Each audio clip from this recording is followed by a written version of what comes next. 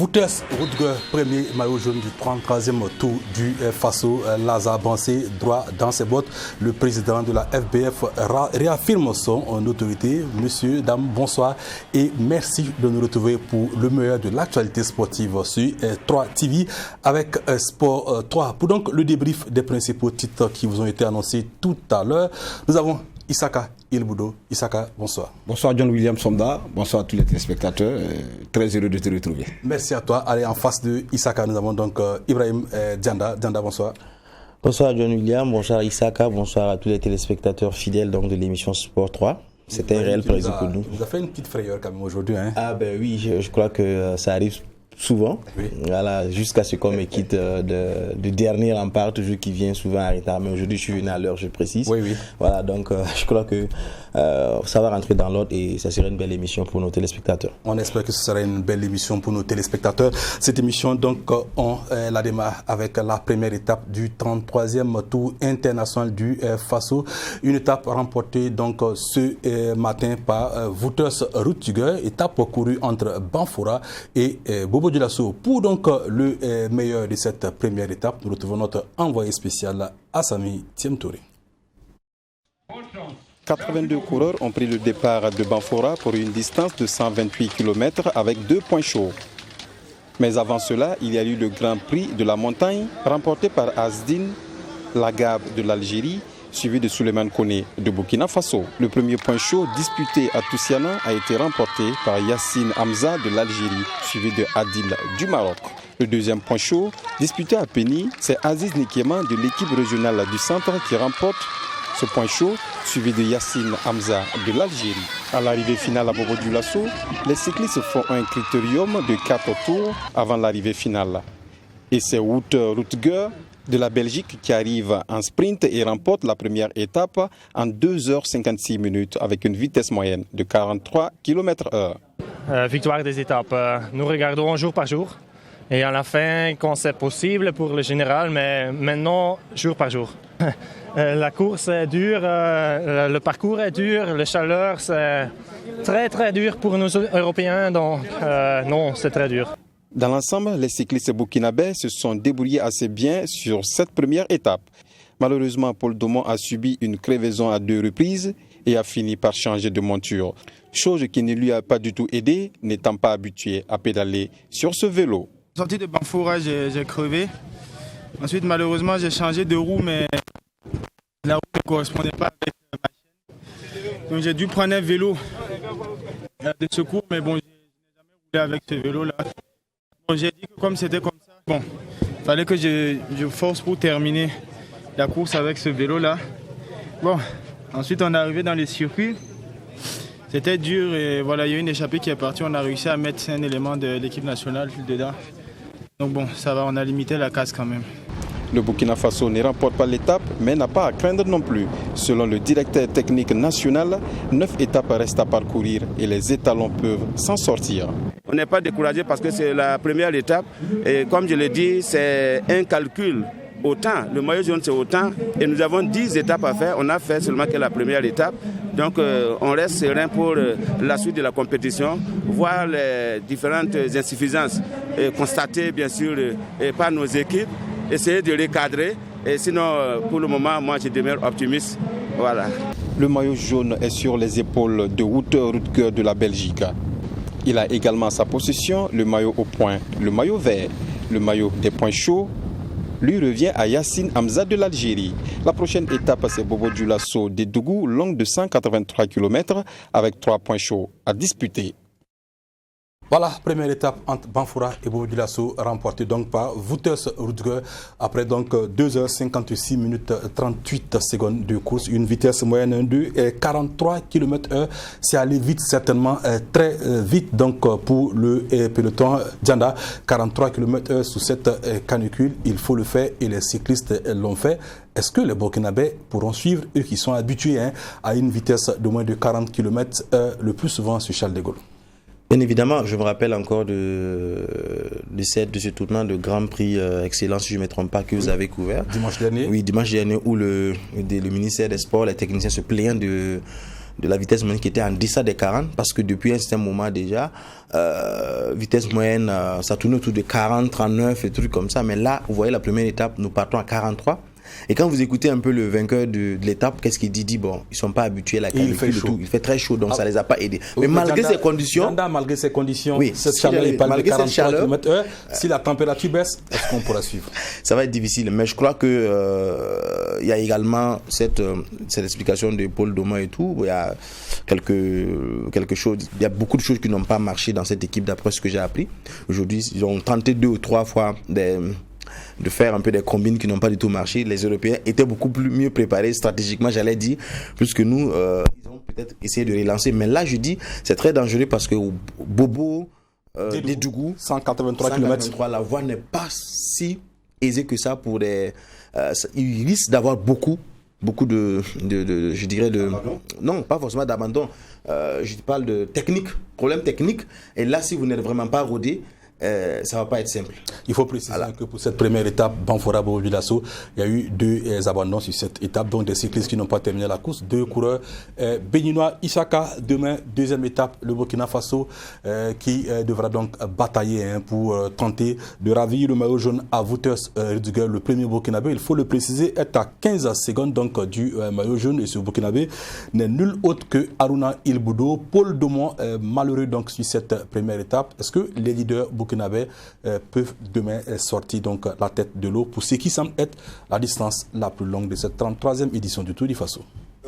Oui, qu'est-ce qu'on peut dire? On peut simplement leur souhaiter qu'ils puissent quand même être en mesure de prendre la température réelle, parce qu'effectivement 120 km. Prendre la température à la deuxième étape alors que les autres y sont déjà. Oui, c'est ce que je suis en train de dire, parce qu'ils ont fait un faux pas déjà à la première étape. Alors qu'est-ce qu'il leur reste? Et effectivement, c'est les 180 km qu'il faut avaler demain avec sérénité. Maintenant, nous serons en mesure. Plus 3.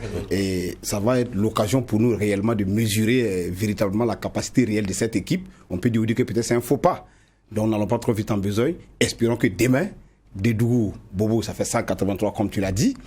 On attend de voir. Mais je suis entièrement d'accord avec vous. Ça ne va pas être aussi facile parce que déjà à 43 km/h et que les Européens se disent déjà que la température leur a été un peu défavorable. On s'imagine, si on descend le mercure à une température ambiante qui leur convient, est-ce qu'ils ne vont pas pulvériser? Et surtout, vraiment, il y a beaucoup de questions qui restent encore pour l'instant en suspens. Mais en attendant, on verra le visage réel du Burkina demain. Si on fait une bonne prestation demain, on peut espérer que le Tour... Le DTN l'a dit, il n'y a pas lieu de s'inquiéter. On n'a fait qu'une étape sur 10. Il y en a encore 9. Il y a de la place certainement pour réaliser quelque chose. Oui, c'est ce que je disais. Il y a encore la possibilité. Parce que 10 étapes, vous perdez la première étape aujourd'hui. On peut se déjà dire que c'est l'étape de mise en jambe, entre griffes. Si d'ailleurs même ce n'est pas le cas. Maintenant, on attend de voir demain. C'est véritablement demain qu'on va pouvoir mesurer vraiment la capacité réelle de cette équipe burkinabé qui a 3 équipes dans cette compétition. On verra comment est-ce qu'on va combiner, comme tu l'as dit, les différents, mais ça ne sera pas aussi simple parce que la voie est d'abord un peu difficile, la distance elle est là, la chaleur est dans. Vraiment c'est un ensemble d'éléments, d'ingrédients qui vont faire que nous, on sera très regardant de ce circuit de demain. Alors il faut préciser que donc Wouters Rudiger compte 4 secondes d'avance sur Saïdi et Nassim, 6 sur donc Basson Gustave. Le premier burkinabé, lui se classe 5e et c'est Aruna Ilboudo, donc à 15 secondes de Wouters Rudiger. 15 secondes c'est beaucoup, mais c'est en même temps très peu aussi en cyclisme. On peut espérer que le Burkina sera tenté de miser sur Aruna demain pour donc récupérer ce maillot jaune, n'est-ce pas? Oui, dans ce genre de situation, vous voyez que c'est l'étape la plus longue. Donc la stratégie ici c'est quoi? C'est d'arriver donc à coller au maximum le maillot jaune pour ne pas le permettre de prendre beaucoup plus d'avance un peu sur l'équipe. Sinon c'est pas forcément l'étape où on peut peut-être prendre un peu l'ascendance, à moins vraiment qu'on sorte le grand jeu. Ça va être vraiment très difficile. Le grand jeu, ça pourrait être quoi? Non, le grand jeu ici c'est quoi? C'est peut-être à un certain moment tenter une échappée, une folle échappée qui peut peut-être, et je pense que Paul Domon peut le faire, mais c'est surtout travailler également à empêcher le maillot jaune de prendre distance sur les autres. Et là, les Algériens sont bien placés pour le faire. Parce que vous voyez qu'il a remporté même le premier point chaud. Azedine Lagarde, il faut préciser, qui vient sur le Tour depuis maintenant 10 ans, parce que son premier Tour, c'était le Tour 2011. Mais c'est au sprint, c'est au sprint que l'autre l'a battu. C'est-à-dire que c'était vraiment collé. Donc, c'est-à-dire que cette bataille entre Algériens, Belges, ça va pas du tout être simple. Et il y a également l'équipe du Burkina qui va essayer de travailler avec sa solidarité. Bon, oui, mais il faut aussi savoir qu'ils ne peuvent pas combiner ensemble, parce que chaque équipe ne peut pas, l'autre peut pas aider l'autre équipe. Mais moi, je parle surtout de l'équipe A, qui est l'équipe censée être l'équipe fanion qui doit pouvoir vraiment titiller un peu ces ce qui est intéressant, avant que peut-être vous preniez la parole à annoncer, c'est que ce monsieur qui gagne ce soir est la première fois qu'il participe au Tour du Faso. Mais la grande information qu'on a eue, c'est que la Belgique était un habitué de ce Tour du Faso par les différentes générations qui sont passées. Et il semblerait que ce gagnant de ce soir a déjà eu une idée complète de quoi peut ressembler le Tour du Faso. Est-ce que c'est ce qui l'a aidé aujourd'hui à gagner? Parce qu'il a même parlé d'un ancien coureur qui a déjà gagné ce Tour, avec qui il a eu à échanger, à avoir beaucoup d'informations. Donc c'est un monsieur qui est venu dans l'inconnu, mais au fond, il avait une cartographie quand même de ce Tour. Peut-être que ça l'a permis déjà de marquer des points. Alors Issaka qui a tenté de fouiller dans ses souvenirs du Tour, des souvenirs du Tour, on va donc y fouiller. Monsieur, on va repartir sur les traces d'anciens confrères aujourd'hui à la retraite. Marcel Bellem, ancien rédacteur en chef de Sud-Ouest Sport, et Victorien Marienne, journaliste donc sportif à la RTB, reviennent pour nous sur les ambiances d'il y a 20, 25 ou 30 ans sur le Tour. Ambiance avec Assami Thiem Touré. Nous sommes à la 33e édition du Tour international du Faso. Un tour qu'ont connu plusieurs générations de journalistes sportifs. Depuis les années 90 à maintenant, le Tour du Faso a connu un changement tant au niveau de l'aspect organisationnel que l'aspect couverture médiatique. Créé grâce à la Révolution, ce tour est devenu incontournable. C'est la Révolution qui a amené le Tour du Faso. S'il n'y avait pas eu de Révolution, il n'allait jamais avoir un Tour du Faso, surtout en 86. Et avant de créer le Tour du Faso, le président Sankara a créé d'abord la roue du Sourou. C'était pour lui une occasion de vérifier la popularité de la révolution dans les campagnes, de permettre à ceux qui viennent de l'étranger de pouvoir vivre la révolution en direct. S'il n'existait pas, il fallait le créer, ce Tour cycliste international du Faso, qui, à l'instar du FESPACO, du CIAO et bien d'autres événements, le Tour là fait la fierté du Burkina Faso. Ayant vécu les premiers moments du Tour international du Faso, ces journalistes aujourd'hui à la retraite trouvent que l'organisation actuelle est moins difficile. Dans le logement, c'est vraiment différent. Dans la restauration, c'est différent. Dans le traitement de l'information, c'est différent. Nous, les résultats, dans le bon vieux temps, c'était manuel. Donc, forcément, il y avait des erreurs. Maintenant, vos machines ne se trompent pas. En rien de temps, on vous donne des résultats fiables. Maintenant, il faut vraiment aider le temps et faire avec les erreurs. On se contentait parfois juste du premier à l'arrivée et du maillot jaune, c'est tout. À cela, il faut ajouter qu'au passage de la caravane dans les villes, à travers les gadgets, la population gardait un très bon souvenir et l'ambiance était électrique. Le Tour du Faso a perdu de son ambiance, ce qui est tout à fait normal. Parce que c'était les sponsors qui venaient avec leurs gadgets, qui arrosaient, permettez-moi l'expression, tous les villages traversés. Mais aujourd'hui, un t-shirt coûte combien ? C'est ça, je crois que c'est des problèmes économiques qui ont fait qu'il n'y a plus de gadgets. Les gadgets ne courent plus les rues, les étapes autour du cycliste international du Faso. Et tout cela était à l'actif de feu Francis Ducreux, qui, de par son amour pour la petite reine, savait convaincre les sponsors et partenaires. On dit que nul n'est indispensable. Mais Francis Ducreux, avec le Tour du Faso, c'est autre chose. C'est vrai. Sans Francis Ducreux, le Tour peut se passer, peut se dérouler agréablement, mais avec Francis, il y a toujours un grain de plus. Et pour une bonne couverture médiatique sur le Tour du Faso, les deux devanciers usaient de tous les moyens pour être au parfum des nouvelles et au cœur de l'information. Rien à voir à comparer avec la nouvelle génération qui est favorisée par l'évolution technologique. La radio, à peine l'arrivée, même à 13h, si vous voulez, nous sommes en direct. Mais avec la télévision nationale, c'était plus difficile. C'était vraiment un parcours de combattant. Parce qu'après l'arrivée, il faut faire les différents sons, il faut trouver quelqu'un pour remettre la cassette pour Ouagadougou. Une fois la cassette réceptionnée, il faut du temps pour la capturer, et monter l'élément, et le spécial pouvait passer vers 23h, sinon même minuit. Vous voyez, vous vous réveillez à 6h pour faire un boulot qui ne passe même pas, et il y a des fois même que ça ne passe pas, c'est le lendemain matin ou à 10h qu'on diffusait. Nonobstant ces difficultés rencontrées, il garde en mémoire des souvenirs très importants. Au point de vue cyclisme, je me rappelle d'une équipe italienne qui est venue pour sa première fois et qui est venue nous écraser dès la première étape. Banfora, Bobo, mais nos meilleurs ont disjoncté sur place. Il a fallu qu'ils lèvent un peu les pieds pour nous permettre de suivre réellement la course, sinon ils étaient nettement plus forts au-dessus du lot. Je me vois, on arrive dans certains coins, pour dormir c'est tellement difficile que il y a une fois, à Coupera par exemple, une fois on a dormi pratiquement à l'air libre. Bon, nous on a choisi d'aller dormir au commissariat de police jusqu'au matin.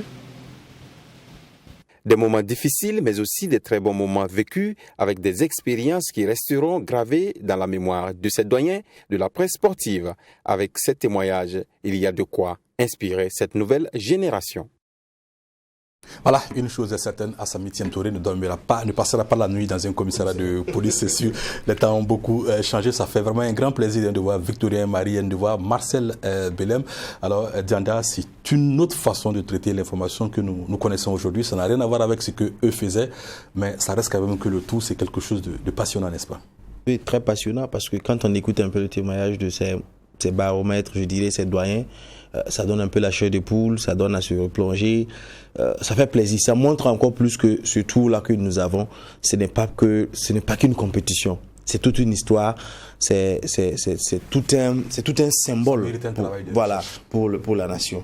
Donc, et félicitations également pour ce reportage, je l'ai dit parce que Assami et vous, toute la production, parce que allez fouiller, trouver ces personnes-là qui acceptent également donner ce qu'ils, tous ces émotions. Quand ils parlent, vous voyez un peu qu'ils étaient en train de se replonger dans le temps. Ils pensent encore à ce qu'ils faisaient, comment ils se battent. Mais aujourd'hui, beaucoup vous diraient qu'ils ne peuvent pas faire ça. Mais c'est quoi Une question en passage, ça te dirait de passer la nuit dans un commissariat en attendant une étape suivante? À l'époque, parce qu'à un moment, c'était le moment le plus sûr, mais aujourd'hui, je ne suis pas sûr que c'est l'endroit le plus sûr. Ah bon? Ah oui, je ne suis pas sûr. Donc, on va pas peut-être ouvrir le débat, parce que je sais que... Le commissariat, voilà, rassure-toi, c'est l'endroit le plus sûr. Non, je sais qu'il y a eu une période où quand vous partez en province, chacun voulait prendre une maison à côté du commissariat de la gendarmerie. Maintenant, les gens fuient la zone pour aller loin. Voilà, ça c'est une parenthèse. Mais pour terminer, je dirais chapeau. Je pense que ça doit encore interpeller les organisations de savoir que la flamme, surtout, ça doit continuer comme encore cette flamme de Coubertin, parce que ça donne, c'est un symbole, ça donne un peu cette image du Burkinabé, le Tour du Faso, qui était le deuxième plus grand événement sportif en Afrique après la Coupe d'Afrique des Nations. Je pense que le Tour du Faso reste le deuxième plus grand événement sportif après la Coupe d'Afrique des Nations. Alors justement, on s'est replongé dans cette séquence retour avec Marcel Belem et Victorien Marienne. Il faut préciser que le Tour dont parlait Marcel Belem, ce Tour où les Italiens ont tout écrasé, c'était le Tour du Faso 2000 et l'équipe en est plus invitée. Elle s'appelait tout simplement Sele Italia. Voilà, donc elle avait tout écrasé sur ce Tour. On reste toujours dans le cyclisme, avec ce monsieur, certainement la bibliothèque donc, du cyclisme burkinabé. Tenez-vous bien, ce monsieur, à lui seul, détient tous les résultats des courses cyclistes disputées sur l'avenue Charles de Gaulle depuis 1989, le classement du premier au dernier. Il détient également tous les résultats du Tour du Faso depuis 1992. Ce monsieur, il s'appelle Dominique Ilboudou. Vous le verrez à chaque tour sur Charles de Gaulle. Mais vous mettrez donc du temps à vous apercevoir que ce cahier en main, ce cahier rouge qu'il tient en main, est une véritable bibliothèque, une véritable source d'information. Nous sommes allés donc à la rencontre de Dominique Ilboudou pour en savoir un peu plus sur sa passion. Véritable sport de passion au Burkina Faso, le cyclisme draine des milliers de spectateurs à chaque compétition. Le Tour du Faso, organisé avec succès depuis 34 ans, en est la preuve palpable. Le vélo, il faut le dire, a considérablement contribué à améliorer l'image de marque du pays. À tous les niveaux, les Burkinabés expriment à leur manière leur passion. De ces milliers de passionnés, un attire la curiosité. Présent à toutes les compétitions, Dominique Il-Bodo peut être considéré comme la mémoire du cyclisme burkinabé. Trimballant de façon innocente sa silhouette à chaque compétition sur Charles de Gaulle ou sur le Tour du Faso, Dominique s'évertue à compiler les résultats des différentes courses dans un cahier qu'il entretient depuis bien longtemps. Depuis 89, ça fait 32 ans comme ça que je suis sur le cyclisme. Ainsi, depuis 1989, Dominique enregistre les résultats des différentes courses sur Charles de Gaulle. Couturier de son état, Dominique ne passe plus inaperçu lors des courses cyclistes. Du reste, c'est avec émotion que certains s'expriment lorsqu'il faut évoquer cet archiviste hors du commun. Effectivement, Dominique Il-Bodo, c'est un fan du cyclisme. Il est sur tous les tours cycliste du Burkina Faso et je l'ai connu en 92. 92, effectivement, il voulait suivre le tour par passion. Sinon, de son état, il est ailleurs. Moi, je lui ai dit non, j'ai dit il n'y a pas de problème. Le chef de commission, là, c'était Christophe Zukondo, comme on l'appelle. Et puis, il y avait Dominique. Donc, effectivement, il a suivi. Et chaque tour, il est là. Et chaque course, il est là. Et là, il faut le tenir. C'est vraiment une bibliothèque pour les cyclistes burkinabés. Et c'est quelqu'un qui est assez modeste. C'est quelqu'un réellement et qui a la passion du vélo. Jamais sans son cahier, Dominique Il-Bodo tient entre ses mains un trésor inestimable qu'il convient de préserver et de protéger.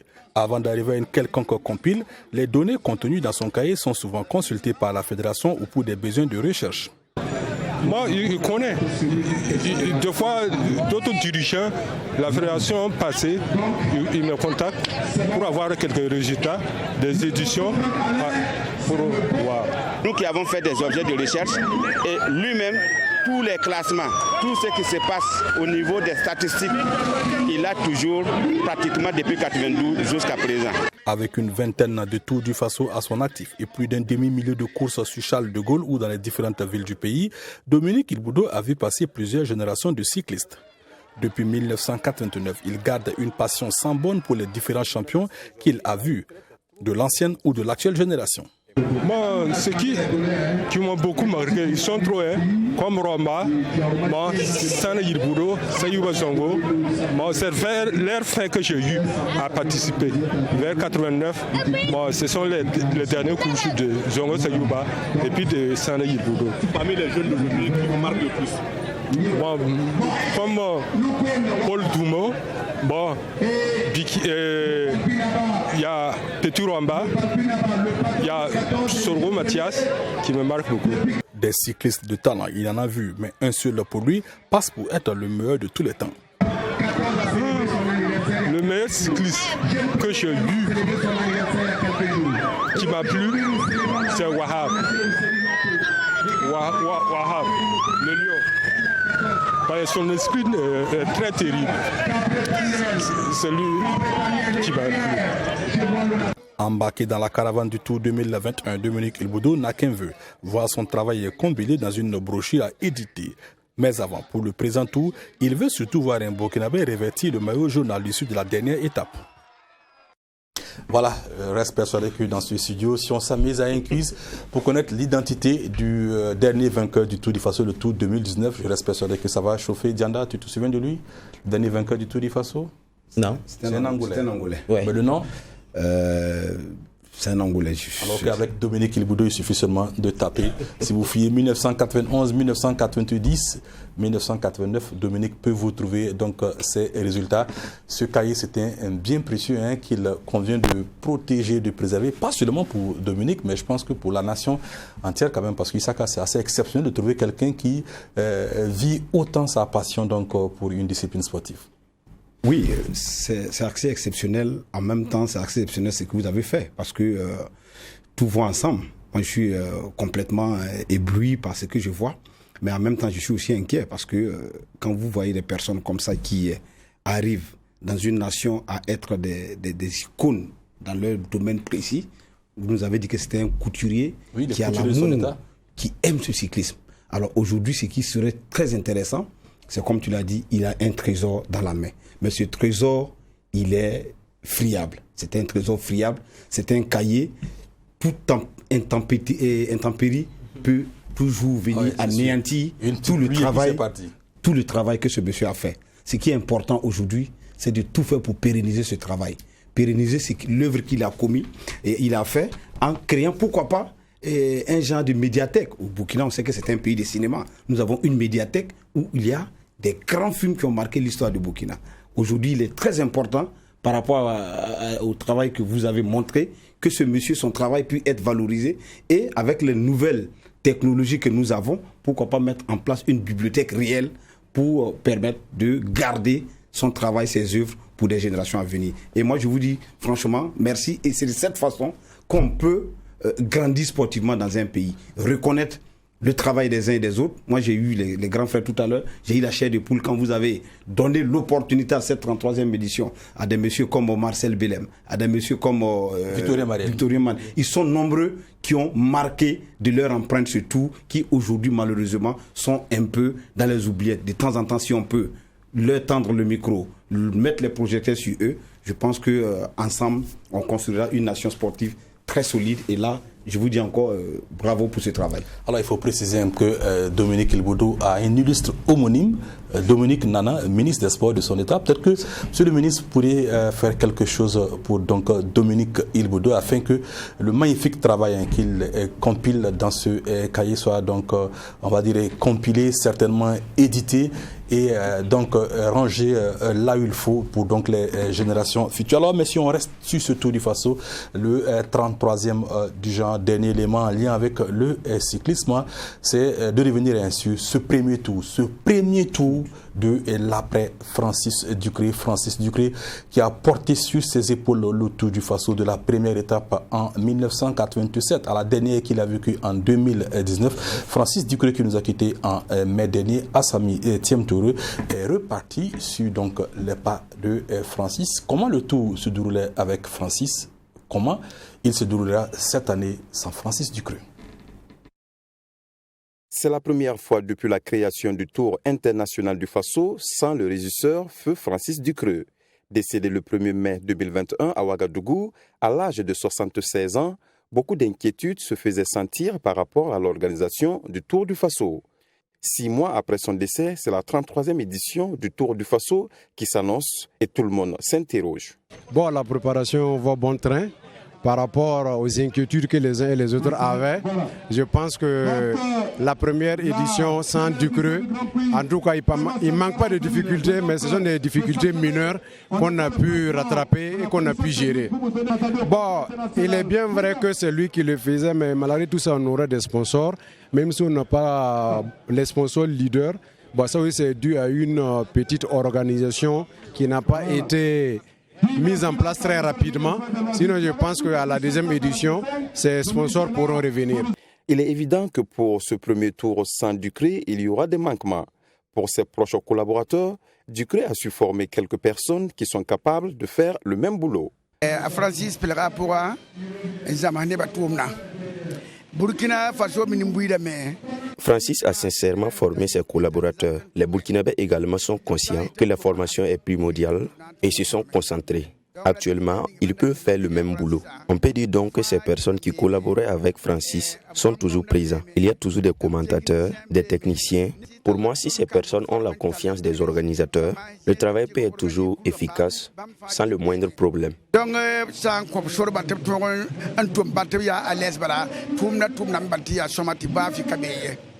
Martin Sawadgo, le directeur technique national, est l'un des produits de Francis Ducreux. Il se rappelle encore de ses débuts aux côtés de l'homme. Il faut reconnaître que j'ai une grande pensée pour cette personne qui me donne beaucoup d'émotions. Et moi, j'ai commencé le tour autour de 89-90, là où il a trouvé en tant que d'abord que commissaire moto, là où c'est un monsieur qui m'a épaulé dans beaucoup de choses. Et j'ai même fait des recherches au niveau du cyclisme. Et là où j'ai écrit un mémoire, là où il a été beaucoup pour moi, et même en France. Donc, si bien que c'est une personne que je respecte beaucoup, paix à son âme, que la terre lui soit légère. Alors, maintenant, ce tour sans Ducré, moi je crois que c'est un tour qui doit être philosophique. philosophique dans ce sens qu'il a contribué à bâtir le tour pour le Burkina Faso, le cyclisme africain, et là où il a préparé la relève. Et nous, on doit se dire, on doit travailler pour que son œuvre-là ne laisse pas vieille, pour que réellement il reste au Burkina Faso, il reste dans le cyclisme. Un manque à gagner, certes, mais le comité d'organisation, conscient du vide créé par sa disparition, s'attelle pour un tour réussi. Pour lui rendre un vibrant hommage, l'étape Koupéla-Zorgo, l'étape de la course contre la montre longue de 32 km, est à son nom. Francis Ducreux avait une équipe à travailler avec cette équipe-là et avec le concours de tous les acteurs. Je vais parler des membres fédéraux et du ministère des Sports et des Loisirs. Actuellement, nous sommes en tout cas sur le bon chemin pour une bonne organisation du Tour du Faso 2021. Il y aura un hommage quand même à Francis Ducreux dès la première étape. Et l'étape Zorgo sera dédiée exclusivement à Francis Ducreux. Et sur Charles de Gaulle également, on a prévu pour son anniversaire, le décès de son anniversaire. En tout cas, on va essayer d'organiser une compétition à son nom. Une belle initiative à pérenniser pour que chaque édition du Tour du Faso et sur Charles de Gaulle, on sente la présence de ce grand monsieur. Le Tour 1 poste Francis Ducreux est donc en marche.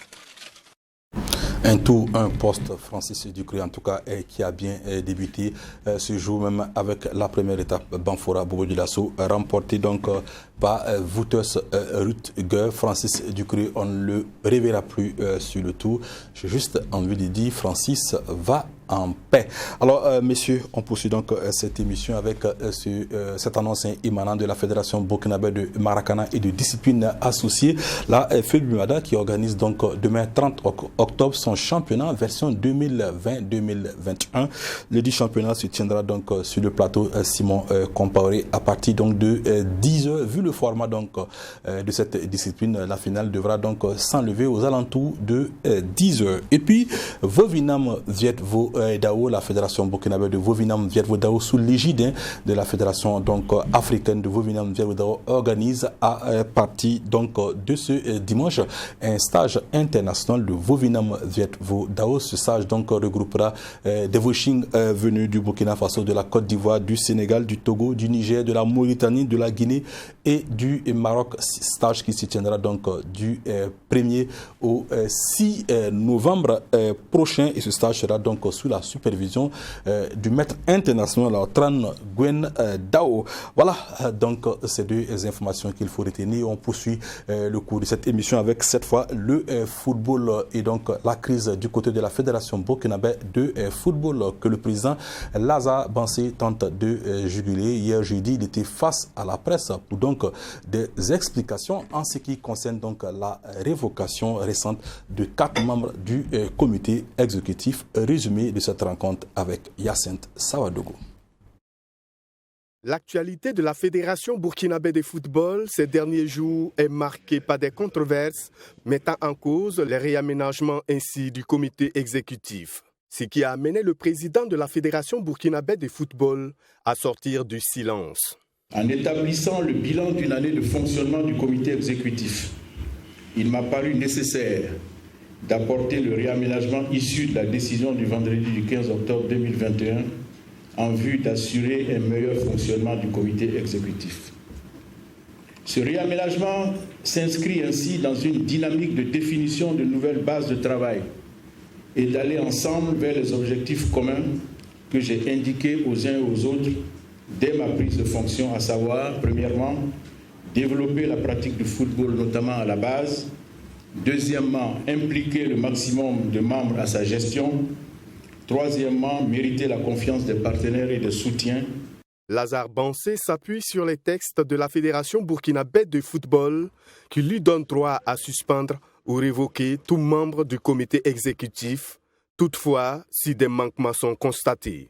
Si le président nomme les membres du comité exécutif, sans en référer à l'Assemblée générale, il doit pouvoir les révoquer de la même manière.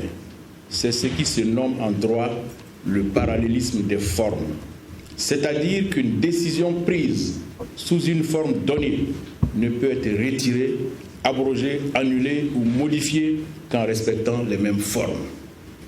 Il est clair donc que le président de la Fédération burkinabé de football dispose d'un pouvoir de nomination son pouvoir de nomination s'accompagne d'un pouvoir de révocation.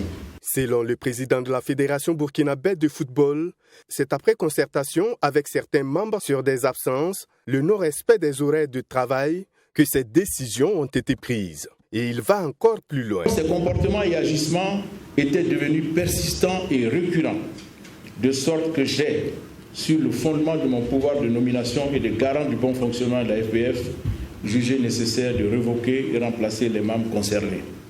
Et cette décision, prise en vue de garantir le fonctionnement efficace, à même de permettre la réalisation de nos objectifs, l'a été suivant l'article 48 des statuts qui assigne au président le rôle de contrôler et de veiller au fonctionnement efficace des organes et des instances de la FBF afin que cela permette d'atteindre les buts fixés par les statuts de la Fédération. Lazare Bansé appelle à la modération et à la responsabilité de tous. Il rappelle qu'un travail d'équipe doit être fait dans le football pour son rayonnement. Voilà, donc on est peut-être plus clair que ce que Lazare vient donc d'expliquer. Le texte lui donc donne le droit de révoquer les membres qui, selon lui, ne s'inscrivent plus dans la dynamique de travail qu'il impose. Alors Issaka Ilboudo, est-ce qu'après cette conférence de presse, on peut dire que la crise est terminée? C'est un peu trop tôt de dire que la crise est terminée quand on connaît quand même le milieu du football où quand même à chaque période, à chaque carrefour, il y a des... l'expression que j'aimais souvent dire, c'est souvent la nuit des longs couteaux. C'est un milieu tellement infesté par toutes sortes de comportements et toutes sortes de compromis que il est très difficile à l'heure actuelle de dire que la crise est finie. Mais il faut savoir que déjà, cette conférence de presse face aux hommes des médias nous donne déjà quand même une boussole pour comprendre, parce que depuis un certain moment, la crise était déjà dans les tuyaux, ça tirait de gauche à droite, donc il a fallu cette conférence de presse du président qui, à travers cette conférence, s'assume comme le véritable leader de la situation, le maître qui détient le gouvernail. Donc il a donné ses raisons, il a donné ses explications. C'était un combat juridico-technique que certains faits nous ne maîtrisons pas, mais dans l'ensemble, pour revenir à votre question, est-ce que ça va mettre fin à cette crise? Je pense que l'objectif de cette conférence, c'est d'abord expliquer pourquoi j'ai fait ceci et peut-être que cela contribuera bien sûr à faire comprendre les uns et les autres que ce monsieur, il sera comptable bien sûr à la fin de son mandat. Donc, il prend les décisions qu'il semble, qu'il espère, qu'il pense les meilleures pour conduire son bateau à bon port. Alors, Djanda, est-ce que tu as été convaincu donc par les explications du président Lazare Bansé? Moi, je n'étais pas trop convaincu. Hein. C'est vrai que tu penses qu'il ne peut pas les révoquer? Non, pas qu'il pense, pas que je ne pense pas qu'il ne peut pas les révoquer. Est-ce qu'il peut le faire? Moi, je pense, au regard de ce qui a été dit, des textes, j'ai un peu vu les débats et tout. Moi, je pense que sur le plan juridique, en tout cas de ce qui est fait, ça n'a pas... on ne va pas critiquer les textes, mais à l'état actuel des textes, je pense qu'il peut les révoquer. Maintenant, c'est pas une question juridique, mais c'est une question d'éthique. Une question d'éthique quand on sait... Et la faute, elle est où? Non, je dis c'est une question d'éthique, parce que dans la mesure où, quand on voit un peu le combat qui a été fait, les compromis et les compromissions qui ont été faites, les déclarations et certaines qui ont été faites, donc ça veut dire que en termes d'éthique, il y a un problème. Sinon, en termes juridiques, il n'y a pas de souci. Mais je crois que... tu nous as dit qu'en termes d'éthique, il y a un problème. Il faudrait que tu ailles au bout de ton idée. Alors, qu'est-ce qui cloche en termes d'éthique? Ce qui cloche en termes d'éthique ici, c'est quoi? Nous savons bien tous comment est-ce que M. Lazare Bansé est venu à la tête de la fédération. Oui. Il était peut-être conseiller de l'ancien président Sita Sangaré et tout. Il n'était forcément pas celui-là qui avait presque toutes les armes à main pour peut-être s'imposer à ce poste. On sait très bien comment est-ce que le président... Tu ne sais pas forcément les téléspectateurs. Oui, ça j'arrive parce que ici on a assez parlé de ceux qui ont suivi en tout cas les péripéties un peu de l'élection l'année passée jusqu'à maintenant. On sait comment ça s'est passé. Comment est-ce que le président Sangaré, président Sorda Sangaré a fait le travail avec que ce soit les ligues, les districts, les clubs, toute cette pression qui a été faite pour accompagner son champion désigné qui est M. Lazare Bansé. Et bien sûr, M. Lazare Bansé ayant pris bien sûr les rênes de la fédération a voulu s'affirmer en garçon entre griffes, comme on aime le dire dans le jargon. Mais à partir de ce moment, des gens qui ont peut-être cru que c'est toujours peut-être la même personne qui est derrière, qui était le guide. Bien sûr, il a voulu dire, ah non, c'est pas comme ça. C'est vrai que c'est telle personne avec qui on a travaillé, peut-être nous favorise pour qu'on arrive, mais on peut pas toujours continuer à fonctionner comme c'était avant, parce que je serai le seul content devant l'Assemblée générale à la fin de mon mandat. Justement, alors Djanda, tu fais bien d'évoquer cette question. Est-ce que tu penses que cette crise naissante, tu dis que tu n'as pas été convaincu, je pense que certaines personnes également n'ont pas été convaincues, est-ce que ça peut emporter Lazare? Je ne pense pas que ça pourrait emporter Lazare. Je pense également que ça ne peut pas emporter Lazare parce que justement, Lazare a reçu le soutien de certains districts. Il y en a 14 les districts. On va voir avec la régie ici donc la liste des districts qui ont donc signé cette motion de soutien donc au président Lazare. Alors sur les 14, seulement 4 n'ont pas signé. Donc disons que 10 soutiennent le président Lazare Bansé. Les districts qui n'ont pas soutenu, c'est celui de Bobo, du Moun, des Balais et donc du Ganzurgou en ce qui donc concerne les districts, voilà, donc affiliés à la Fédération burkinabé de football. Et puis du côté des ligues, les ligues, nous en avons 13, nous en avons donc 13. Et voici donc les ligues qui ont soutenu, 10 ligues, sauf donc Plateau Central Zignaré, au bassin Bobo Dioulasso, Boukoul du Moun, de Dougou. Voici les 3 ligues qui n'ont pas soutenu Lazare Bansé. Lazare Bansé a un problème avec les 3 ligues, parce qu'on se souvient que lors de son élection, il y avait 3 ligues également qui n'avaient pas soutenu. Non, mais ce n'était pas les mêmes 3 ligues. Oui, pendant son élection, c'était la Ligue du Centre, la Ligue du Centre-Sud et la Ligue du Centre-Nord qui étaient contre Lazare Bansé. Mais là, on se voit que après le style de management qu'il a fait, il a réussi à avoir ces 3 ligues qui étaient contre lui, avec lui. Et à 3, ils se sont détachés. Et ces 3 ligues, j'ai comme l'impression que c'est les ligues qui sont encore très très fidèles de l'ancien président Sita Sangaré. J'ai bien comme l'impression. Non, il n'y a pas d'insinuation. Est-ce que ces ligues sont toujours fidèles au président Sita Sangaré ou bien tu as comme l'impression? J'ai comme parce que je ne peux pas affirmer à 100% comme parce que je n'ai pas forcément les preuves. Mais je dis bien, connaissant un peu ceux qui sont à la tête, la zone de Bobo, on sait bien sûr que ça a toujours été l'arrière-garde un peu qui soutient. Il y a beaucoup soutenu, on sait ignorer un peu comment ça s'est passé et tout. Donc quand on regarde un peu, il y a ce problème-là qu'on ne veut pas dire, on aime le dire. Parce que je dis tout de suite que je n'étais pas convaincu de la sortie de la... Parce que c'est encore devenu, il n'y a aucun problème avec le colonel-major Sita Sangaré. Mais ce dialogue-là, cette phrase-là, ça n'arrange pas. Il faut dire les choses clairement. C'est là que ça ne m'a pas convaincu. Sinon, on sait qu'il y a un problème.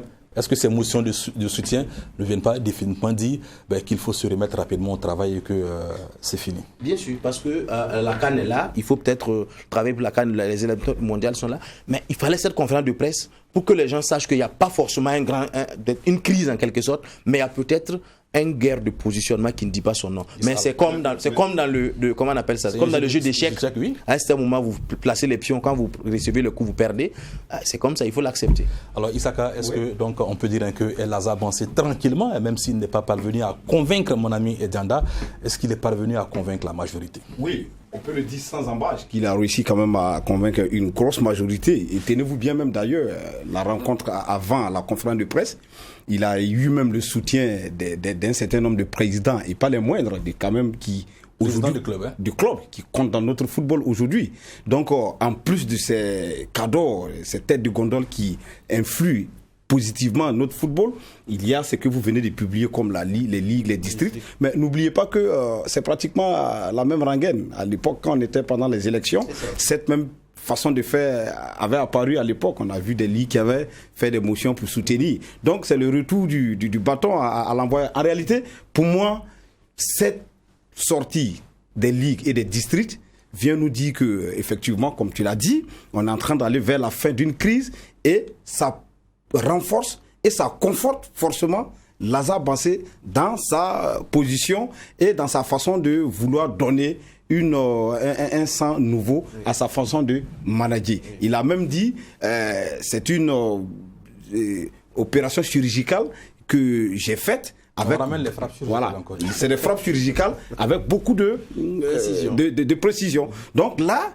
moi, quand j'ai vu ces lettres qui sont sorties pour donner leur soutien, et ça vient forcément augmenter encore sa stature en tant que président. Et il a dit en conférence de presse, le seul président à l'heure actuelle de Fédération burkinabé de football, c'est moi, Lazare. Donc ceux qui avaient des doutes peuvent se rassurer. Voilà, ceux qui avaient des doutes peuvent aujourd'hui se rassurer que effectivement, il commence à avoir un large soutien autour de lui. Et moi, je pense que ça le déstabiliser, ça va être très difficile. Ça va être très difficile selon Issa Kaliboudou. Comme commentaire, c'est que, encore une fois de plus, l'histoire nous rappelle un peu qu'en style managérial, il ne faut pas forcément penser que lorsqu'on quitte et que l'on arrive à pousser son bon petit hand-griffe pour le mettre à la position, on peut encore passer le temps à le guider dans la dernière des décisions. L'être humain reste un être humain, il a besoin de s'affirmer également. Quand on arrive à finir votre mandat, à un certain moment, ayez le courage de faire le bilan, vous laissez les nouvelles personnes en toute sincérité faire ce qu'ils veulent et vous vous mettez à l'écart. À vouloir passer à mettre votre main partout, finalement vous allez tout gâter. Et voilà que c'est une crise qui n'en dit pas son nom. Malheureusement, que celui qui est ici, qui est protagoniste, même si on ne cite pas le nom, est membre fédéral, membre permanent de la CAF. Non, pas permanent, membre du comité exécutif de la CAF. Mais là, c'est notre répondant. C'est des allégations. Tu n'as aucune preuve. Non. Moi, j'assume ce que j'ai dit, c'est ce que je crois, et ce que je pense, et ce que j'entends, ce que j'observe, ce que je dis. Malheureusement, ce que tu dis n'est pas forcément vérité. Alors, monsieur, on poursuit cette émission avec. C'est ça aussi qui est intéressant. Si tu me permets, en une minute, vous aviez parlé tout à l'heure d'éthique. Mais vous savez, nous sommes dans un milieu où le milieu du football, vous le savez comment il est. Tu ne payes pas. Voilà, vous connaissez le milieu du football, que ce soit au Burkina, que ce soit sur le plan international. J'espère que tu ne me diras pas que le milieu du football il est pourri. Non, pourri c'est trop dit, mais la réalité d'aujourd'hui n'est pas forcément. En attendant de se retrouver pour la suite, on va donc voir avec Saboteur qui nous donne son point de vue. Est-ce que Drissa Malo Traoré dit Saboteur, l'ancien sélectionneur des étalons du Burkina, a été convaincu et est-ce qu'il soutient Lazare Bansé? Élément de réponse. Pour tout ce qui se passe à l'heure actuelle, on ne peut pas rester bouche bée, il faut qu'on parle. Je suis venu tout simplement pour dire que nous avons élire le président Lazare Bansé comme président de la Fédération burkinabé de football. Au jour d'aujourd'hui, c'est lui le président et je suis de l'avis de ceux qui pensent qu'il faut qu'on lui apporte notre soutien total pour que les étalons, notre organisation de football, le championnat se déroule dans les bonnes conditions. Et si des gens veulent en bas essayer de faire des coups bas contre le fonctionnement de cette fédération, je m'oppose et je ne veux pas faire partie de ces groupuscules qui veulent essayer de lutter contre le fonctionnement normal de notre fédération à l'heure actuelle. C'est pour cela que je suis venu, pour que le peuple sache que je suis derrière la fédération actuelle qui a été élue démocratiquement et que jusqu'au terme de son mandat, pour l'intérêt général de notre pays, je suis derrière cette fédération-là. Et que tous ceux qui veulent lutter contre le fonctionnement normal de notre fédération actuelle, je m'oppose. Je suis venu pour ça. Voilà, on revient donc sur ce plateau. Drissa Malo Traoré dit Saboteur en tout cas qui apporte son soutien au président Lazare Bansé. Juste avant de retrouver le dernier élément donc prévu au cours de cette émission, nous vous informons que la nuit du handball, c'est pour le 14 novembre prochain à la salle polyvalente donc de Ouaga 2000, troisième édition donc de cette nuit du handball promue par l'association pour la promotion du handball au Burkina Faso. Une nuit qui verra donc le meilleur handballeur et la meilleure handballeuse de la saison récompensée. Donc rendez-vous pour la troisième édition de la nuit du handball, c'est le 14 novembre prochain. Et pour refermer donc cette émission, on retrouve l'Union nationale des supporters des étalons qui a officiellement lancé mercredi dernier la carte du supporter, une carte qui devra donc permettre aux supporters de réaffirmer leur amour pour les étalons et bien entendu de permettre à l'UNCE de renflouer quelque peu les caisses avec des cartes de différentes catégories qui donnent des avantages. Ce lancement de la carte du supporter fait partie des chantiers inclus dans le programme du président de l'Union nationale des supporters des étalons élus il y a quelques mois. Platinium, or, argent et bronze sont les types de cartes présentées par les premiers responsables de l'Union nationale des supporters. Ces cartes présentent selon eux beaucoup d'avantages pour les supporters, mais va aussi et surtout constituer une source de revenus pour la fêtière des supporters. Les animateurs, nous, notre souhait est que à chaque étape, à chaque départ, à chaque arrivée, que nous soyons là. Alors que pour faire ça, il faut des moyens. Bon, il faut que... On ne peut pas chaque fois aller au ministère, aller chez les gens demander de l'argent. Nous allons profiter de cette carte pour faire tout ce travail. Nous avons 4 catégories de cartes. Il y a la carte Platinum qui est la carte hors catégorie. Quand on dit hors catégorie, parce que c'est une carte qui n'a pas de prix fixe comme ça. Mais c'est à partir de 100 000 francs que, en tout cas, les gens peuvent procurer et s'en procurer. Après, il y a la carte d'or. Il y a l'or. L'or qui est d'une valeur de 25 000 francs. Et il y a l'argent qui est de 10 000 francs. Et il y a le bronze qui est de 22 500 francs. Nous sommes en pourparlers avec des sociétés de transport, avec des alimentations, avec pas mal en tout cas de partenaires. Voilà. Et maintenant, dès que vous circulez à une carte, à un certain montant, si vous arrivez à ce montant, par exemple 10 000 en allant comme ça, qu'on puisse en tout cas vous faire un rabais. Le ministre des Sports et des Loisirs, présent à cette cérémonie de lancement, a salué cette idée novatrice de l'Union nationale des supporters des étalons et s'est réjoui de l'impact positif que va susciter cette carte du supporter dans le développement du sport au Burkina Faso. Et pour joindre l'acte à la parole, Dominique Nana a été le premier à se procurer cette carte du supporter à 1 million de francs CFA. Le lancement de cette initiative est très important parce qu'elle va permettre à l'Union de pouvoir se doter des moyens qui lui permettent de fonctionner, de manière à ce que les aides et les subventions que vous allez recevoir vous permettent d'être à l'aise pour mener vos activités et surtout d'être indépendant de mener vos activités comme bon vous semble. C'est très important et l'ensemble du monde sportif doit se réjouir aujourd'hui du lancement de cette carte. Même satisfaction dans les rangs des supporters qui disent avoir longtemps souhaité que ce projet soit enfin une réalité. Nous sommes venus présenter le Burkinabé en Côte d'Ivoire. Mais vraiment c'est parfait, très bien, je suis très satisfait. Et mon retour à Abidjan, je ferai compte rendu. Je pense que le président sera aussi à Abidjan un jour pour nous recevoir, pour qu'on puisse tomber comme ce qu'il a fait ici tout à l'heure. On est tous là ce matin pour accompagner le président, pour être derrière nos étalons à tous les niveaux et à les encourager à faire mieux, à faire lever les flambeaux très haut. C'est à cause de ça qu'on est tous là ce matin. Nous sommes tous des étalons. On est prêts pour soutenir les étalons. On a souscrit 100 cartes de membres pour tous les 45 provinces, que tous les acteurs de l'économie informelle vont être derrière les étalons. Rappelons que le prix de la carte des supporters est de 2500 francs, 10 000, 25 000 et 100 000 francs CFA respectivement pour les bronzes, l'argent, l'or et le platinium. Selon le président de l'Union nationale des supporters des étalons, des points focaux seront installés dans les 45 provinces et les 13 régions du pays pour permettre aux supporters de s'en procurer.